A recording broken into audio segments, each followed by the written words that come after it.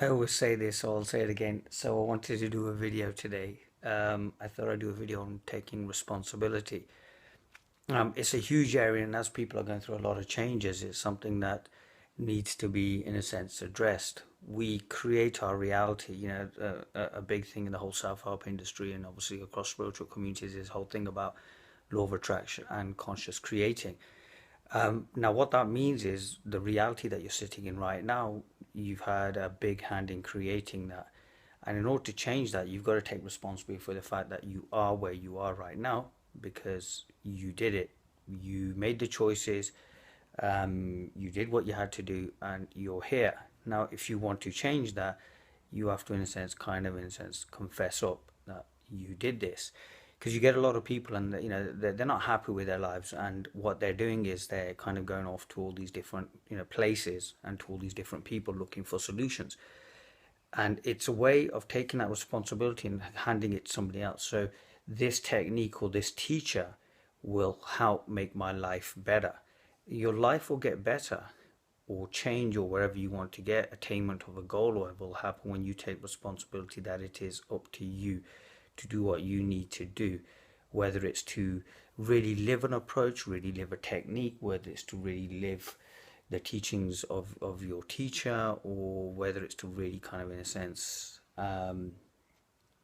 really own up to the fact that this is what it is. If when you find that you take responsibility, then some pretty awesome stuff happens, because then real change and real growth happens. Now, that real change and growth can be quite scaring because you've created this reality and now you're breaking this reality up and going on to something else. And that can bring up quite a few feelings of agitation and feelings of inadequacy and feelings of I'm not worthy.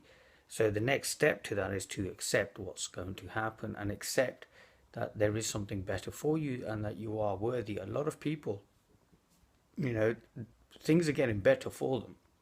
And as they're getting better, it's bringing up a new set of challenges, which is, oh God, can I do this? Am I worthy of this? Am I willing to receive all that's good for me? And that's where an acceptance has to happen, because if you're doing change work on yourself, like, you've taken responsibility now that, yes, I've created this reality right now, but I'm not happy with this. I want to change it for something better.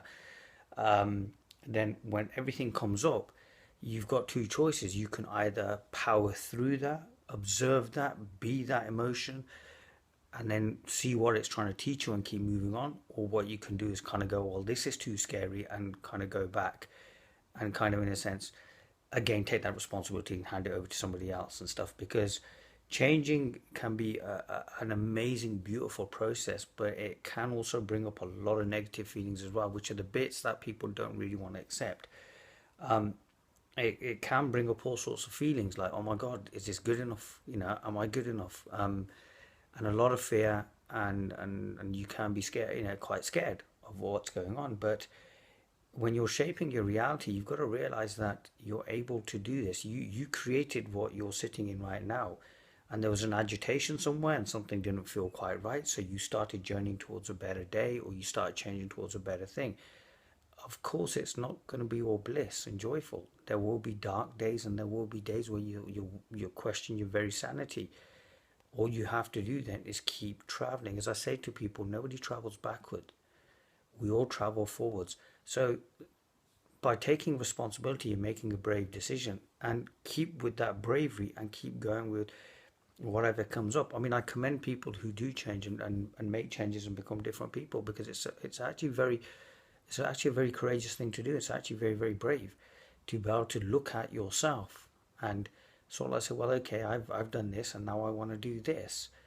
Because really everything kind of leads back to you, and to actually really honestly and without prejudice and without lying to yourself, because remember, you can't lie to yourself, accept that, okay, this is what's happened, can bring up a lot of feelings, and there's no hiding place, and that can be scaring. It can be scaring. But then you take your time, and as things start changing, accept that these things that are changing, and this better way that's coming for you is something that you're worthy of, which is why you're on this journey, which is why you're going here and stuff. Because as part of life's journey, life wants to give you whatever you want. it's whether you will accept it. So everything you're looking for, from realization to the perfect relationship to the perfect body to perfect anything or whatever, to abundance or whatever, is being given to you. It's our agitation and our false self and our mind and our ego that's telling us no, hold on. And it takes real courage to actually face that. I know a lot of people who are kind of going through a lot of things and they're like, well, look, I resolved this issue. I thought I had this issue sorted and now it's come back. Well, yes, because as you journey deeper into the experience that's you, you'll see much more subtle versions of that same problem. And that's why if you have a problem, you have an issue that you're trying to resolve, look at it from as many different angles as humanly possible and take your time with it. Something what you're doing is something very courageous and it's to be commended. But don't try to rush it. Don't, go with it. If you feel like this, you feel like this. If you feel like, because invariably there is a wisdom in that moment. It's a complete wisdom. And then when you see that wisdom, then change happens and acceptance happens and you realize that I'm so much more. What you are is beyond any teaching or any book or any pointer. And it can be frightening for people sometimes to actually realize that.